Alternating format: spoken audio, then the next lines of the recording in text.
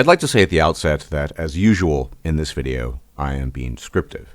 I have no intention of prescribing to any one man or woman what that individual should do, and nothing in this video that I say or state should be taken as a set of instructions. Just want to say at the outset, because this is, strangely enough, in many eyes, a controversial topic. I'm not sure why. But I'd like today to talk about video games, and specifically men's interaction with video games, but more broadly, people's interaction. And I saw recently that by 2020, the global video games market, that is, the total revenue that's generated in that market, will exceed $120 billion a year. That's pretty big. And for a while now, the video game industry has exceeded the movie industry, and that is Hollywood. And obviously in conservative circles and reactionary circles, there's a lot of pushback against the notion that video games offer anything good. I'm not here to make the argument that video games offer something good or bad, rather. I just want to say that many of the things that video games do for people, they do, frankly speaking, better than the reality that people find themselves in, and thus it shouldn't be very much of a surprise. I want to spend most of my time focusing on two key elements to video games that you rarely see discussion of in the mainstream. Sure, people touch upon some of these elements at times, but not too deeply and not too broadly. And I think the reason for this is rather obvious. If you mention these things, if you say them outright, out loud, then reality tends to lose out. What am I talking about specifically? Well, for men, specifically, many video games, not all, there are different types of video games, offer a sense of progression, of rising up in the hierarchy, that reality simply doesn't offer. Not every video game does this, and there are many video games that attempt to do this and do it poorly. Video games that have poor systems of progression, poor systems of advancement tend to not do too well. However, video games that do that well tend to attract a lot of customers. Indeed, many men play these types of video games. And even if the progression is not particularly linear, if it is constant, if you as Joe Schmo are playing this game and through your own work time and investment can consistently progress, even if that consistency is somewhat erratic, then there are many situations where that scenario, in terms of progression, in terms of advancing in a hierarchy, in terms of achieving something, wins out in virtually every respect over the reality that you as Joe Schmo are confronted with. I know of countless examples of young men who live, particularly in the Midwest of the United States, who don't have a lot going for them.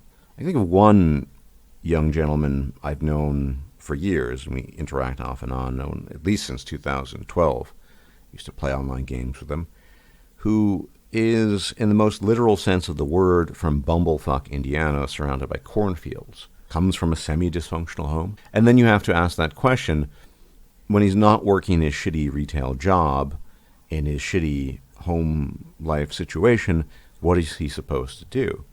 Frankly speaking, video games offer a positive and powerful alternative to the reality of his life, which is not a very encouraging reality. And I know of other examples, guys from Iowa, the Midwest primarily, but also from the West, and even men in urban scenarios and situations. It's just a reality in our current situation in the world that the types of progression that seemed more or less assured in former times are no longer present. And thus it is not unreasonable that many men, not all men gravitate to video games, obviously, but many men will gravitate towards video games in search of that steady and reliable progression, provided they put the time in. And if reality in the world cannot offer that progression to these men, it's very difficult to look at their indulgence, and indeed in some cases overindulgence in video games, with spiteful eyes, or eyes of resentment, or eyes of misunderstanding. Men want to move ahead in life, and if life itself, that is the somewhat at times boring and bland reality they inhabit, is not offering those opportunities, And of course, in comes the choir and the chorus of, well, they're just not working hard enough, doing enough. But you should see some of these places that some of these men live in. The opportunities simply are not there. Well, in such a scenario, it's only reasonable that these men would spend exorbitant amounts of time playing games, quote-unquote, wasting their time. Now, of course, the overwhelming majority of these men who spend a lot of time playing video games probably are not in the top 20% in terms of the so-called Pareto distribution. And if you're the type of man who won the lottery of life, genetically, environmentally, etc., was born with good looks, intelligence, lots of money, and tons of opportunities, well, maybe video games are not as much of a temptation to you, although to some degree, virtually everyone these days plays video games sometimes. But for the broad masses of men, video games give them that opportunity to ascend and to be something more than they are. In addition to progression, there's that sense of just being something far larger than life. And this plays into the second element I want to underscore here, and that is the notion of fantasy. Let's face it, since time immemorial, people have indulged in fantasy. In antiquity, people would look to their own legends, the Homeric poems, for example, which originally were a tradition of oral literature. Many, many a man, no doubt, a warrior or aspiring warrior, even those who were farmers perhaps, thought of mythical peoples such as Agamemnon or Achilles or Odysseus with great reverence, thinking how great that would be to be those glory hounds, those men chasing glory. And for the longest period of time, literature was the primary means of indulgence in the fantastical, non-reality-based world. Mythology, romantic novels, and romance in the traditional sense, not the more modern sort of lovey-dovey sense. These were things that people used to indulge in. Later on, there were musical performances, opera, and ballet, and you name it. And these are all types of escapism into fantasy worlds. It's just that in today's world and atmosphere, video games do it a lot better than any of these previous other mediums. That's not universally true. There's some literature that remains timeless and very good, and some people ultimately, even in this day and age, prefer reading books and indulging in that type of fantastical literature to modern video games.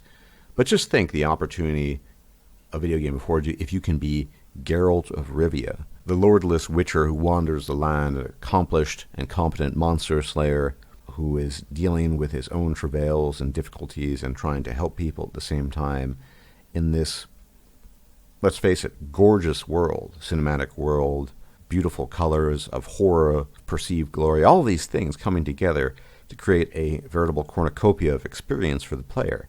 I would argue that for the most part, and for the vast majority of men, it's better to be Geralt of Rivia, as difficult as life is, admittedly, than it is to be Joe Schmo in the middle of nowhere. Likewise, you think of characters such as Commander Shepard of the Mass Effect trilogy, and here you are, this space marine who is pretty much the ultimate badass. You're facing off against billion-plus-year-old bioorganic machines, hell-bent on wiping out some large portion of the galaxy that you inhabit. And you have around you a squad of highly reliable, very committed teammates. This also plays into fantasy, obviously. I mean, who doesn't want to be that badass saving the galaxy? It's an incredibly potent fantasy that is reminiscent of being that type of hero, such as Achilles. So I would argue Achilles didn't think much about moral quandaries and wasn't necessarily trying to save the world. That's a separate story. But nonetheless, being a guy like Commander Shepard is exhilarating and thrilling. And what's more, especially as a male, you actually have females that seem sane and normal. For example, let's say you play Mass Effect. You have the opportunity to romance someone like Liara Sassoni, the Asari scientist, biotic, etc. Now, I can't think of a single instance in that trilogy where she ever gives you a quote-unquote shit test or engages in absolute female insanity. Sure, she has doubts and moments of weakness, and we all do, but she never gives you shit. She's always supportive.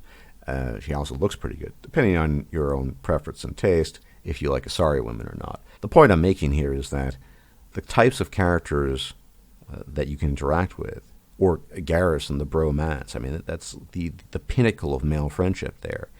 Commander Shepard and Garrus. They don't really exist in reality. You don't get highly reliable, sane, competent women to deal with in reality. Women aren't sane by most normal measures or normative measures. And moreover, they aren't as committed and reliable. I mean, Liara really wants you to succeed in defeating the Reapers. This is obviously a somewhat niche example, but you can think of anything else. And all of these things come together to give you a sense of being larger than life. And what happens when you shut down your PC, or the gods forbid, that disgusting console you actually decided to invest money in and play on, forsaking the PC master race? What happens then is you go outside of bumblefuck Indiana, you look at the cornfields, and there's nothing there. And you're quickly reminded of why you spent all that time playing that game, whatever that game might be it for a sense of progression or advancement in the hierarchy, a sense of reliable progression above all, or the type of fantasy that is, frankly speaking, not available to the vast, vast majority of men these days. And therefore, you cannot really fault these men in a real sense for wanting to turn to these fantasies, because all of these fantasies enshrined in these games offer better options than what is available in reality. Whether you live in a concrete urban jungle such as New York City or the utterly disgusting Los Angeles, or you live in the middle of nowhere in Indiana or Iowa, or the frozen north in a place like Alberta, there are near boundless opportunities that are available in games that aren't available in life. Now, of course, game developers know, I would assume, about our reward system. Which is to say, they know about our dopaminergic system and the various processes involved. And of course, a lot of games tap into that notion of addiction. But let's be honest, let's be real here. Everything that offers a possible reward or sense of advancement taps into our dopaminergic system, even if it's part of real life, getting that promotion at work, conquering that female that you wanted to fuck forever. It's all the same game. It's just, in this case, it's a bit more tailor-made. Now, of course, one thing I can't endorse is, that is as healthy, is an actual addiction, a video game addiction where a person involved is so withdrawn that he forgets to eat, forgets to wash and bathe, completely loses himself and in the process his health. There are cases like that. But even if you invest a lot of time, provided you're getting the things done that you absolutely need to get done in life, I find it hard to condemn men's, and people in general, women do it too to some degrees, inclination to indulge in these fantasies of progression, fantasies of romance, fantasies of status. Again, Geralt of Rivia does not have high status, but he's a fascinating character in the sense that he's caught in the middle of this war, political war, a war of the mystical, and he's highly competent. That's a very appealing idea. Commander Shepard's a bit different. Or you're the Warden of Dragon Age Origins. All of these tropes, for lack of a better term, give us a sense of purpose, of being greater than ourselves. And frankly speaking, most of us are very, very bland and unremarkable. I know I'm bland and unremarkable, and although over the years I've certainly lost a great deal of interest in video games, and they don't entertain me or captivate me the way they used to, and I attribute this to a light case of anhedonia as well as just overall aging, I still gain enjoyment from them, and I still, on more than one occasion, spend a fair amount of time with them, depending on the type of game, of course. And this is because, frankly speaking, I can relate to that. I do the things I need to do to get by, and if I have free time available, sometimes I will partake in a video game experience. And there's some games that still interest me a great deal. I like messing around with builds. That's another thing, for example, another element that really attracts the male mind. Getting into an RPG game and wanting to push the mechanics to the maximum. So, for example, a game I've spent a fair bit of time on has been Obsidian's Pillars of Eternity 2, in part because there's so much choice. There are 11 classes, 3 to 4 subclasses, and you can multi-class everything, resulting in over 90 possibilities of class distinction, and just seeing what works best, min-maxing the type of build you can create with different weapons, armor, etc. That's a very male activity in addition to that. It's a type of tinkering that, frankly speaking, increasingly exceeds the type of tinkering you can do in real life. So you see the recurrent theme here. Even if it's just about tinkering with things and fixing things, spending hours on some hypothetical build that you want to invest time in a game to see if it works. And this applies to things like Diablo games, or Grim Dawn, or Path of Exile, very much so, because you're always experimenting with different builds.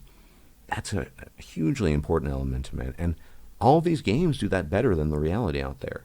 Now, I'm not going to say that's universally the case. There's some people that can or still want to tinker with their cars or just spend time coding, although my understanding of that as a non-coder is that that activity is quite boring, even for people who are competent at it. But I think we need to come to terms with the idea that, problem or not, video games are here to stay. There's simply nothing comparable in real life to the type of adventure a Commander Shepard might have, or a Geralt of Rivia might have, or you're the Watcher in Pillars of Eternity doing his thing trying to figure out what the gods are up to. It just doesn't exist. And this is, of course, my own bias, but it's a bias, I should note, that is shared by millions and perhaps even billions of people. People preferring the fantasies people create for them in video games for whatever reason, be it progression, hierarchy, tinkering around with builds, or just pure fantasy, the pure fantasy of being somebody else greater than themselves, of having reliable friendships and, well, romances, in fact, that actually are functional, that seem to work. And all of these things come together in this medium of art, and in many ways video games are an art form. So I'm not saying this is good or bad. I'm saying that given the options out there, it's very understandable that many people, and specifically men, find not only solace and succor in video games, but a greater sense of purpose. Now, I imagine a person like Jordan Peterson, who, if memory serves me right, grew up in the northern reaches of Alberta, a rugged kind of mountain man type of background, that had he grown up in the current year, the opportunities afforded him, because I believe he's in his 50s, he's definitely a boomer, would not be present. And he too would be tempted to escape into the world of fantasy and video games. And so a guy like him cannot understand the temptation and the interest. Hell, I even heard Sam Harris once talking about how his daughter is obsessed with Minecraft and locks herself in her room, spending endless hours on that game. And that's a rare example in terms of females, but still, nonetheless, it's a sterling example of why these things happen. Even someone who is a multimillionaire, such as Sam Harris, his children still prefer that reality to the reality available to them outside. And that's very telling. And so it makes sense that if you have no opportunities whatsoever, no upward mobility, and nothing, but you're working some retail job and you can afford either a console or a decent PC, and you see a Steam sale, that you might gravitate towards that Steam sale and pick that game up and want to play it and have a jolly good time doing it. And this is something the mainstream refuses, I think, in the main to talk about.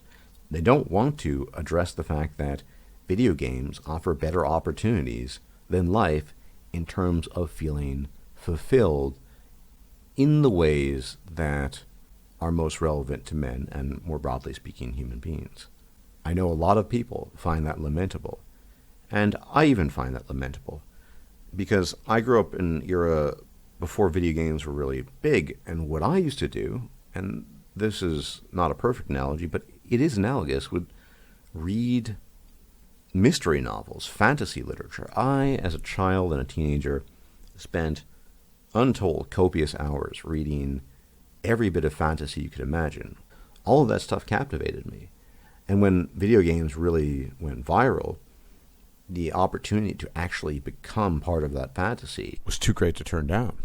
I have always regarded the fantastical world as greater than the world we inhabit, despite what a guy like Richard Dawkins might claim. And I think this is true for the vast, vast majority of men. These are the times we live in, and I'm hesitant to guess what VR, virtual reality, might do in the future, and how that might change the landscape of things.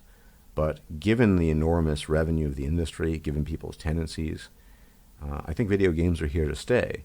And we can condemn them all we want, and we can condemn the people who play them, but the reality is they serve a very specific purpose and function that, broadly speaking, cannot be fulfilled in mainstream society anymore to the extent it ever was. Anyway, I wanted to chime in on this topic, specifically on this topic, in a very specific way. I think I have accomplished what I set out to do, and should the gods favor me, I will check you out later. Take care. Bye-bye.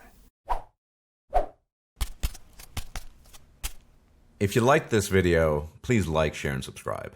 And if you enjoy my content, please consider making a donation or becoming a patron. Thanks for watching.